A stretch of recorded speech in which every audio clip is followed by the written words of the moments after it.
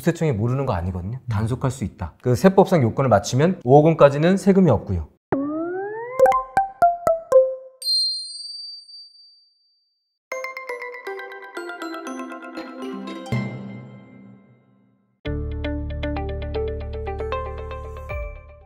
사람들이 관심이 많은 게 현금 증여거든요. 이런 말이 있어요. 현금을 그냥 뺏어주면 안 된다. 뭐 국세청에 뭐 걸릴 수도 있다. 이런 얘기가 있는데 예. 이거 좀 사실관계를 확인할 필요가 있을 것 같아요. 예. 네. 지인 세무사님께서 훌륭한 말씀을 해주신 게 있습니다. 네. 예. 기대가 됩니다. 네. 예. 꼭 이거 기억하시면 좋을 것 같은데요. 네. 현금을 빼서 자식들한테 몰래 준다. 국세청에 걸릴까요? 이 질문 많이 하시거든요. 제일 많이 할 것 같아요. 제일 많이 합니다. 네. 근데 이렇게 주는 거를 무단횡단이라고 생각하면 쉬워요. 산속에 차 아무 데도 안 다니고 사람 인적도 없습니다. 그래서 1차선 도로를 건널 때 무단횡단해도 괜찮겠죠? 괜찮죠. 그렇죠? 네. 근데 요즘에 경찰관 분들이 그런 데서 쉬시거나 아니면 단속한다고 차를 이제 대시는 경우도 있어요. 그러면 걸리면 어떻게 되죠? 벌금 내야죠. 내겠죠? 네. 마찬가지입니다. 아무도 모른다고 해서 그리고 그 1차선 도로 무단횡단을 하는 거에 있어가지고 안 걸릴 수도 있다고 해서 국세청이 모르는 거 아니거든요. 단속할 수 있다. 하물며 큰 돈을 몰래 주는 것은 2차선, 4차선, 8차선, 12차선 도로를 무단횡단하는 거랑 비슷하거든요. 이런 부분에서 현금을 몰래 빼서 이렇게 누구한테 자녀나 이렇게 증여하는 것은 무단횡단고 같다. 이렇게 생각하시면 편할 것 같고 그걸 꼭 세무사한테 물어보세요. 그러면 저희는 난감해요. 이거 걸릴 것 같냐 안 걸릴 것 같냐. 저희는 이렇게 얘기할 수밖에 없습니다. 무단횡단과 비슷하다. 그러니까 무단횡단 해라고 말씀을 드릴 수가 없다. 라는 말씀 드리겠습니다. 그래도 약간 좀 그런 게 있잖아요. 뭐 무단횡단이랑 비유를 하셨는데 뭐 막말로 시골의 그런 뭐 1, 2차선 도로에서 살짝 하는 거는 사실 어떻게 본다면은 물론 이것도 이제 법을 어기는 거긴 하지만 좀 마이너하다.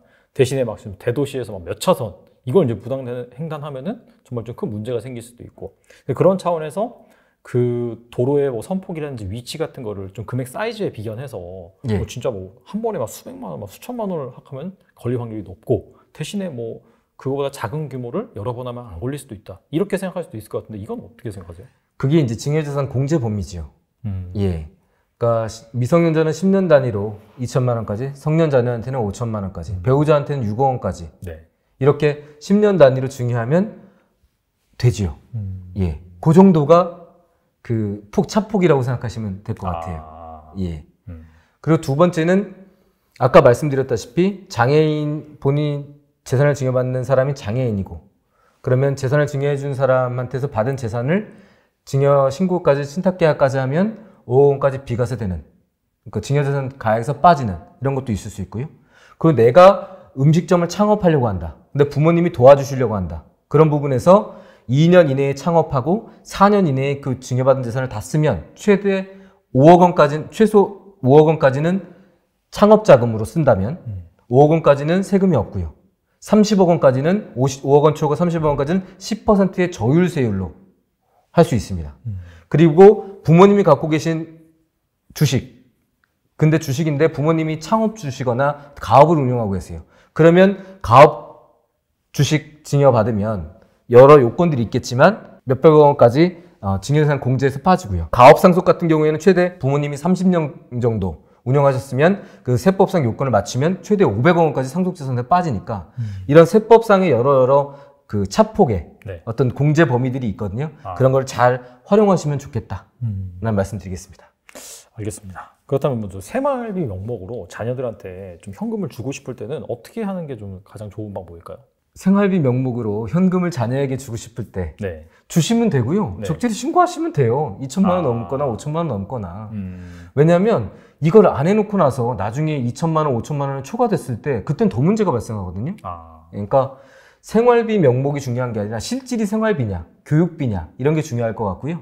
그런 부분에서 적절히 신고하시는 거는 너무도 중요한 습관이다. 그러니까 절세 습관이 신고 안 하는 데 있는 게 아니라 줄 때마다 큰 돈이라면 적절히 신고하시는 습관도 절세의 방법이다 라는 말씀 드리겠습니다.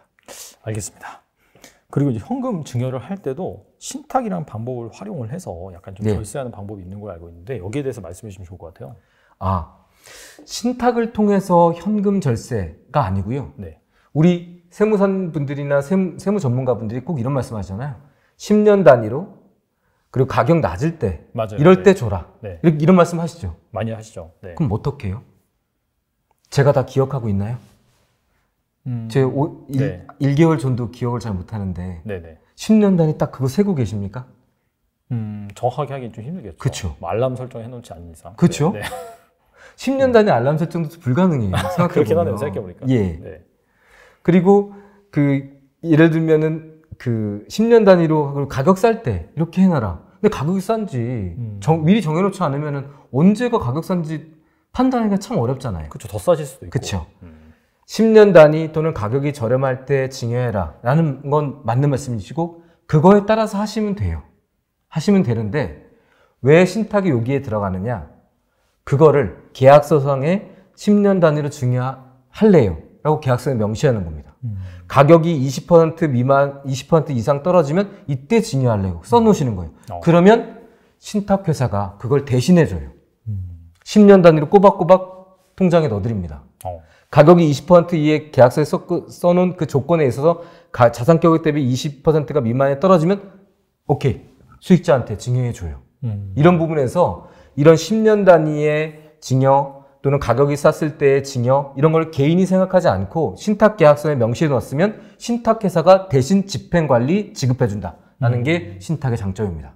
체계적으로 뭔가 이렇게 진행이 될 수 있겠네요. 그렇습니다. 그러니까 10년 단위로 줘라.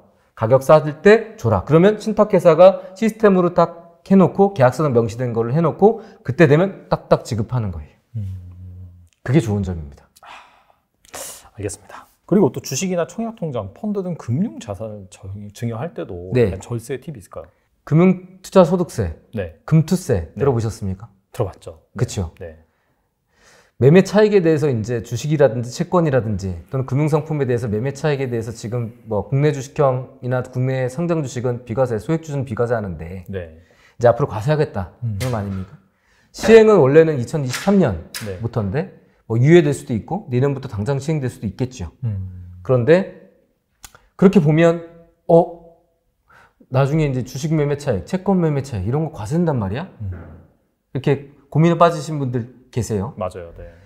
그래서 최근에 이런 컨설팅들 많이 합니다. 사회자님 결혼하셨습니까? 결혼했습니다. 예. 배우자한테 증여해주고 싶으세요? 이거 좀 편집을 해야 될 것 같은데. 네. 아니, 왜냐면, 네. 우리 10년 이내에 네. 배우자 네. 증여재산 공제가 6억 원이니까, 네. 청년자는 5천만 원이고, 미성년은 2천만 원이고, 기타 친족은 1천만 원인데, 배우자가 제일 증여재산 공제 10년에 6억이니까 제일 많이 해줄 것 같죠? 그렇죠. 그쵸? 네. 근데요, 저기 제 책에 있는 증여세 통계청에 있는 통계 자료를 보시면요, 증여재산 공제 6억 원까지 과세가 안 되는데 배우자한테 증여 제일 안 해요. 약간 이거 약간 좀 나중에 뭐 이혼이라든지 약간 그런 이슈가 있을까봐 그런 거 아니에요? 절세로 보면은 네. 저 배우자한테 증여하는 게 제일 좋죠. 그렇죠. 근데 안 하잖아요. 네. 그쵸? 네. 근데 이 해외 상장 주식 관련돼서 여쭤보셨으니까 해외 상장 주식은 배우자한테 증여해 주시는 게 빨리 올해 안으로 증여해 주시는 게 좋을 것 같아요. 왜냐하면 만약 홍길동 씨가 해외 상장 주식 요즘에 테슬라라든지 또는 애플이라든지 이런 거 투자하시는 분 많을 거 아닙니까? 그렇죠? 네. 그리고 테슬라 많이 올라가지고 해외 양도소득세 많이 냈다는 분도 많이 계세요. 작년 그랬는데 올해는 반토막 났어요. 그렇죠. 네. 그럼에도 불구하고 네. 취득가액 3억 원으로 테슬라를 샀다고 할게요. 해외 상장 주식. 네. 근데 이게 너무 오르니까 세금이 만만치가 않은 거예요. 차액의 22%를 내야 되니까요. 맞아요. 네. 그렇죠. 그래서 고민하신 겁니다. 이게 3억 원에 샀는데 5억 원까지 간 거예요. 행복하신 고민이죠. 그렇죠. 그래서 증여를 할까? 아니면 그냥 내가 가지고 있을까? 이렇게 고민하신 겁니다. 그래서 홍길동 씨는 두 가지 고민을 하셨어요. 내가 갖고 있겠다. 하나는 배우자한테 증여하겠다. 그런데 선택 후에 내가 갖고 있으면 취득가액은 변하지 않죠. 3억 원 그대로겠죠. 네. 그런데 배우자한테 증여하면 배우자의 증여재산가액 5억 원으로 이 취득가액이 리셋됩니다. 그러면 증여하지 않았을 때는 취득가액이 3억 원 그대로 있고요. 배우자한테 증여했을 경우에는 5억 원으로 취득가액이 리셋돼요. 그리고 6억 원, 10년 이내 6억 원까지는 증여재산 공제 범위 내에 있으니까 증여세 안 나오겠죠. 네네. 주식은 취득세 없으니까 취득세 걱정도 없겠죠. 그런 다음에 실제 6억 원에 양도했어요. 그러면 내가 증여하지 않고 그대로 팔았을 때는 6억 원과 3억 원의 차이, 3억 원에 대한 양도 차익이 발생하죠. 해외 상장 주식에 대해서. 그렇죠. 그러면 세금을 얼마 내느냐? 6,500만 원 정도 냅니다. 그런데 배우자한테 증여한 다음에 취득가액이 5억 원으로 리셋됐죠. 그런 다음에 6억 원으로 팔았을 경우엔 차익이 1억 원 정도 나죠. 그러면 양도소득세가 2,100만 원 정도로 한 4,400만 원의 양도소득세 차이 절세를 할 수 있어요. 이런 부분에서 상속 증여에 관련된 부분은 배우자 문제 크더라 하더라도 이 재산에 관련된 부분, 분할에 관련된 부분 때문에 잘 안 하시고 계시는데 양도소득세 관련된 부분은 지금 소득세 때 양도 차익이 발생된 부분이잖아요. 네. 이런 부분에서 보면 이 해외 상장 주식에 관련된 어떤 차익이 발생한다라고 하면 배우자 증여재산 공제 6억 그리고 이 차익에 대한 부분에 있어서 배우자 올해까지는 배우자의 증여재산가액이 취득가액으로 리셋되니까 그런 부분을 활용해서 양도 차익에 대해서 이런 양도소득세를 절세할 수 있는 그런 팁으로 올해는 그 차익이 난 해외 상장 주식이 있다면 배우자한테 증여해 주셔서 절세하는 방법도 고려해 볼 만하다라는 말씀 드리겠습니다. 그럼 내년에는 그게 달라지나요, 그러면? 내년에는 금융투자소득세가 들어오면 취득가액이 리셋되거나 또 그런 부분이 있거든요.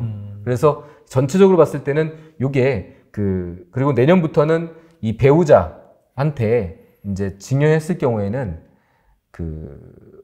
예를 들면 홍길동 씨, 남편분의 일정 기간 동안에는 배우자가 아무리 증여받고 팔더라도 기존의 원 취득자의 취득가액 그대로 따라가는 2월 과세가 적용될 수 있어요. 그러니까 세금을 아끼실 수가 없죠. 특히 주식 외에 지금 부동산 같은 경우에는 이걸 활용하실 수가 있잖아요. 배우자한테 증여하고 부동산을 증여하고 팔아버리면 양도세 줄어드는구나. 부동산은 안 돼요. 부동산도 안 되고. 왜요? 부동산은 지금도 배우자 등 직계비속에게 증여했을 경우에는 5년 이내에 증여한 이후 5년 이내에 팔면 원 취득자, 원 소유자의 취득가액으로 되기 때문에 절세할 수가 없어요. 그런데 주식은 현재 올해까지는 주식에 관련된 배우자 증여는 2월 과세, 즉 원 취득자의 소유자의 취득가액으로 취득가액으로 적용시키는 그런 게 현재 없다라는 말씀드리니까 주식 같은 경우에는 현재 증여하게 되면 증여가액으로 리셋되는 올해까지 잘 활용하시면 좋을 것 같다라는 말씀드리겠습니다. 이게 올해 좀 장이 좋았으면은 이거 적극 활용하면 될 텐데 그렇습니다. 안 좋아가지고 웬만한 주식들이 다 빠졌거든요. 그래서 이건 좀 아쉬운데 그럼에도 불구하고 차익이 난 주식이 있다. 그렇죠. 예전부터 뭐 장기 투자하신 분들 같은 경우에는 최근 장이 많이 빠졌다 하더라도 분명히 이제 플러스 나신 분이 계실 거니까 그렇습니다. 그런 분들은 또 세무사님 말씀처럼 잘 활용하시면 좋을 것 같아요. 배우자한테 2월 과세가 적용되기 전에 배우자한테 증여하시고 배우자가 파셔서 양도세를 절세할 수 있는 그런 프로세스, 해외 상장 주식 관련돼서는 이렇게 할 수 있는 프로세스를 올해 안에 만드시면 참 좋겠다 말씀드리겠습니다. 2020년, 2021에 돈 못 번 사람들은 정말 부끄러워요. 그건 아무나 돈 벌 때예요. 모든 사람이 돈 버는. 근데 그게 저는 또 2030년 전후로 온다고 봐요. 그럼 그때까지 아무것도 안 하냐? 아니거든요. 그때 왔는데 여러분 준비를 안 하고 있으면 못 잡아요.